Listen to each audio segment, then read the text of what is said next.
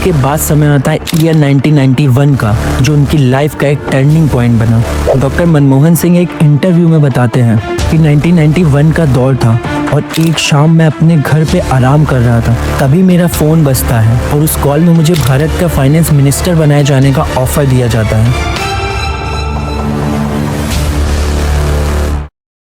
26 सितंबर 1932 पंजाब के गांव में एक बच्चे का जन्म होता है। किसी को क्या पता था कि एक छोटे से गांव में जन्म लेने वाला बच्चा इंडिया के इतिहास में अपना नाम दर्ज करने वाला है। हाँ दोस्तों, मैं बात कर रहा हूँ इंडिया के 13वें प्रधानमंत्री डॉक्टर मनमोहन सिंह की, जिनकी प्राइमरी एजुकेशन अपने ही गांव में हुई and upper primary education Peshawar में कंप्लीट हुई, जो अब पाकिस्तान में स्थित है। उसके बाद अमृतसर के हिंदू कॉलेज से ग्रेजुएशन की डिग्री लेकर अपनी एडवांस स्टडी के लिए 1957 में यूनाइटेड किंगडम चले जाते हैं। यूनाइटेड किंगडम की यूनिवर्सिटी ऑफ कैम्ब्रिज से इकोनॉमिक्स के क्षेत्र में भरपूर शिक्षा लेने के बाद डॉक्टर मनमोहन सिंह वापस इंडिया आ जाते हैं और भारत वापस आने के बाद पंजाब यूनिवर्सिटी में उन्हें इकोनॉमिक्स के सीनियर लेक्चरर के रूप में नियुक्त किया जाता है, जहां उन्होंने लगभग 2 साल तक सीनियर लेक्चरर के रूप में काम किया और बाद में उन्होंने 1963 में एक प्रोफेसर के रूप में काम करना शुरू किया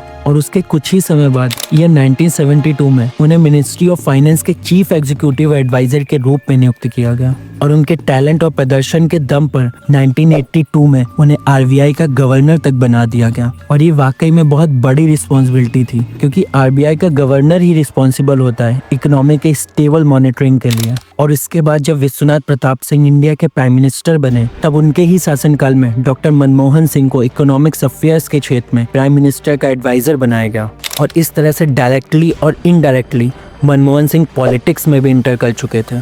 और उसके बाद समय आता है ईयर 1991 का, जो उनकी लाइफ का एक टर्निंग पॉइंट बना।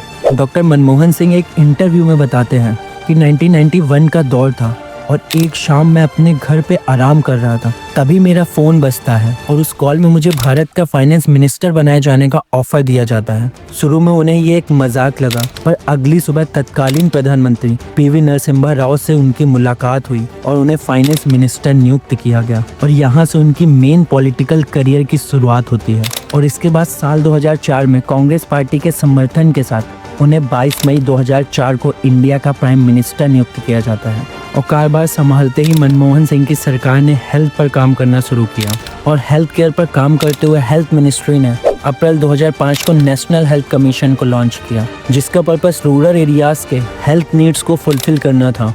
और इसके बाद 2006 में उन्होंने मनरेगा की शुरुआत की। ये एक ऐसा एक्ट था जिसने जनता और सरकार के रिश्ते को बदला। इसमें सरकार जनता को उनके गाँव के आसपास ही रोजगार दिलाती थी।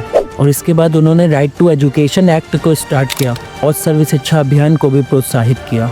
इसी प्रकार कई योजनाओं की पहल करते हुए 2014 तक भारत के प्राइम मिनिस्टर के पद पर कार्य किया और इसके बाद श्री नरेंद्र मोदी ने प्रधानमंत्री के पद का कार्यभार संभाला और इस तरह डॉक्टर मनमोहन सिंह के पॉलिटिकल करियर का अंत हो गया। और आज से कुछ ही दिन पहले 19 दिसंबर 2024 को अचानक स्वास्थ्य खराब होने की वजह से उन्हें दिल्ली के एम्स में एडमिट किया गया और 7 दिन के इलाज चलने के बाद 26 दिसंबर 2024 को उनका निधन हो गया। भगवान उनकी आत्मा को शांति दे। दोस्तों, ये थी one of the most popular prime minister doctor Manmohan Singh की कहानी। अगर आपको ये वीडियो पसंद आई हो तो वीडियो को लाइक करें और हमारे चैनल को सब्सक्राइब करें। चलिए मिलता हूँ आपसे अगले वीडियो में, तब तक के लिए जय हिंद, जय भारत।